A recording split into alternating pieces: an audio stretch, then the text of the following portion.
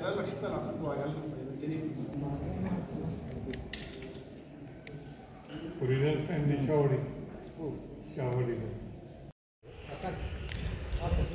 कालच्या सन्माननीय देवेंद्र फडणवीस साहेबांच्या भाषणामध्ये आपण बघितलं असेल की ज्या पद्धतीचे आरोप पलीकडच्या बाजूला नानाभाऊ नेने त्यांनी केले आणि त्यानंतर जी वस्तुस्थिती त्याला सांगितली, खरं तर राजकारणी माणसांनी सुद्धा आपण काय बोलतो याचं भान ठेवलं पाहिजे। एकाच वेळेला आजी आणि माजी मंत्री आणि अनेक अधिकारी अशा पद्धतीचा आक्षेप ज्यावेळी त्यांनी घेतला त्यावेळी संशयाच्या भोवऱ्यात अनेक लोक आले। गरज नसताना आपलीच प्रतिमा आपण सगळ्यांनी खराब करणं याच्यापेक्षा सुद्धा जे चुकीचं असेल त्याच्यावरती अत्यंत स्ट्रॉंगपणे आक्षेप घेणं आणि केवळ आक्षेप नाही तर ती वस्तुस्थिती स्पष्ट करून विरोधक म्हणून सुद्धा सक्षम काम करणं अपेक्षित आहे। म्हणजे एखादा प्रश्न तडीस नेणं ज्याला म्हणतो आपण तसं जर नेला तर तो राज्याला सुद्धा न्याय दिल्यासारखा प्रकार नाही। अशा पद्धतीचे आरोप करणं म्हणजे एका बाजूला बालिशपणाचं आणि आपण लोकप्रतिनिधी असून सुद्धा आपल्या सगळ्या सहकाऱ्यांचं वस्तुस्थिती काय आहे हे न सांगता दिशाभूल करून लोकांच्या मनामध्ये सुद्धा आपल्याविषयी चुकीचे भ्रम तयार करण्याचंच काम होतं। शक्तीपीठ महामार्गाला समर्थन करण्यासाठी मान्यवर देखील भेटीमध्ये पाहायला मिळाले। आज श्रीमंत छत्रपती शाहू महाराजांच्याकडं आज भेटीसाठी आलो होतो। अधिवेशन आटोपल्यानंतर परत केंद्राचं अधिवेशन उद्या सुरू होतं आहे। एका बाजूला त्यांनाही शुभेच्छा द्यायच्या आणि त्याबरोबर केंद्रातल्या आपल्या प्रश्नांना अधिक चांगल्या पद्धतीने त्यांनी गती द्यावी अशा भूमिकेनं आपण त्यांना भेटलो।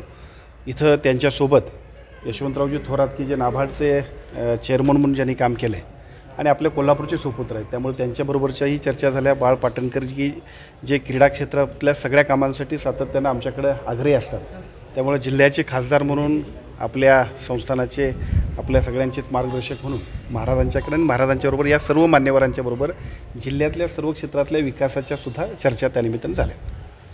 राजकीय काही चर्चा जिल्ह्याच्या दृष्टीने महाराजांच्याबरोबर राजकीय चर्चा नाही, महाराजांच्याबरोबरच्या चर्चा आहे विकासाच्या आणि विशेषतः जिल्ह्यातल्या जे काही प्रलंबित प्रश्न आहेत त्या सगळ्या प्रश्नांना गती लावण्यासाठी राज्य शासन आणि केंद्र शासनाबद्दलचा समन्वय करून आम्ही सगळ्यांनीच कसं काम केलं पाहिजे त्यासाठी ज्या होत्या आणि त्या चांगल्या झाल्या।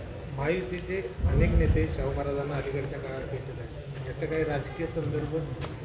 खरं तर तुम्ही प्रत्येक गोष्टीत राजकीय संदर्भ शोधता आहे असं काही नाही आहे। महाराज हे केवळ राजकीय नाहीत तर महाराज आपल्या सगळ्यांचेच मार्गदर्शक आहेत। या जिल्ह्यातल्या प्रत्येक माणसानं येऊन त्यांच्याकडे निश्चितपणानं आशीर्वाद घ्यावेत अशा पद्धतीचं व्यक्तिमत्व म्हणून आपला जिल्हा बघतोय। त्यामुळे साहजिकच या सगळ्या संदर्भांपलीकडे सुद्धा आपण त्यांच्याशी संवाद साधला अपेक्षित आहे आणि मला वाटतं तोच संवाद सगळेजण साधतात। काल राज ठाकरेंनी सभा घेतली आणि त्यांना ते म्हणले की मुंबईत या तुम्ही डुबे करून पण हा वाद आता राष्ट्रीय पटलावर गेलेला आहे। मराठीला खाली खेचण्याचा परत प्रयत्न झाला असं राज ठाकरेंचं। मराठीला खाली खेचण्याचा प्रश्न नाही। यापूर्वीसुद्धा सन्माननीय मुख्यमंत्र्यांनी सांगितलेलं आहे की मराठी भाषा ही महाराष्ट्राची ओळख आहे, महाराष्ट्राची अस्मिता आहे। त्यामुळे तो भाग वेगळा, परंतु मराठी भाषा सक्तीची आणि मराठी भाषेबरोबर इतर भाषा जे ऑप्शन ठेवायचे त्याच्याबद्दलची स्पष्टता सन्माननीय मुख्यमंत्र्यांनी एका बाजूला हाऊसमध्ये आणि हाऊसबरोबरच काही वृत्तवाहिन्यांमध्ये सुद्धा दिली आणि त्याच पद्धतीनं महाराष्ट्र सरकार काम करेल।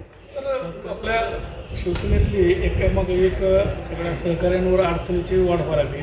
आता शंभूराज देसाईंवर कॅगनी ताशेरे ओढलेली, शंभूराज देसाईंच्या अगोदर बरेच आपले सहकारी त्यांच्यावर बी आरोप प्रत्यारोप सुरू आहेत, त्याबद्दल काय सांगा?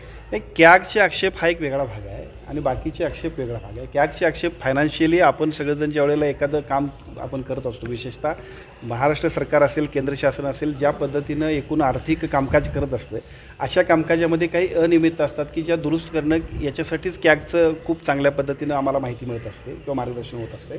कॅगचं तुम्ही जर बघितलं असेल तर प्रत्येक विभागातले ज्या त्रुटी ज्या चुका दाखवल्या जातात त्याच्यामुळं सरकारला सुधारायची संधी मिळते।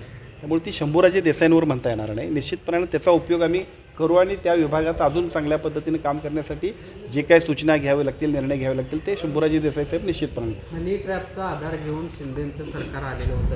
एकांच्या हातात सातबारे होते जे म्हणत होते की आम्हाला या सगळ्या महामार्गाला समर्थन करायचे।